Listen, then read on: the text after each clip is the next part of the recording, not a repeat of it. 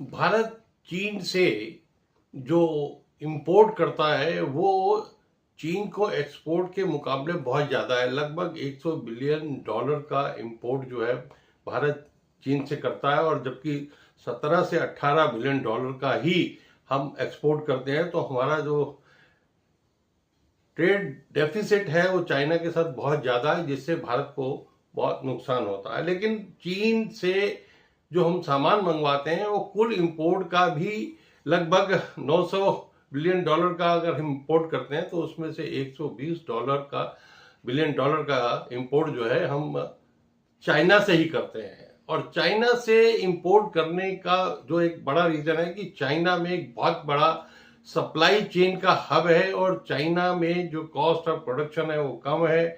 इसलिए सभी देशों को जो चाइना से माल आयात करते हैं वो कम लागत पर मिलता है। अगर हम भारत में उसको बनाते हैं तो उसकी कॉस्ट ज्यादा आती है। लेकिन पिछले कुछ समय में भारत में ऐसी बहुत सारी जो हमारे इंपोर्ट की चीजें हैं उनको भारत में ही उसकी मैन्युफैक्चरिंग भारत में शुरू हो चुकी है, लेकिन वो अभी बहुत कम है।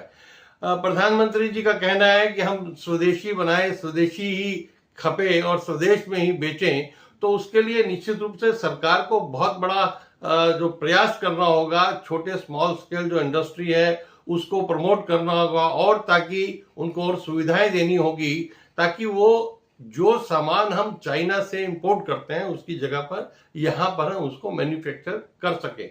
और जब यहाँ मैन्युफैक्चर करेंगे तो हमारी कॉस्ट अगर चाइना से ज्यादा आती है तो फिर जो व्यापारी है वहां से इंपोर्ट करना चाहेगा। लेकिन उसके लिए सरकार ये कर सकती है कि चाइना से जो इंपोर्ट होगा उसके ऊपर टैरिफ बढ़ा सकती है, स्थानीय जो मैन्युफैक्चर को बढ़ावा देने के लिए।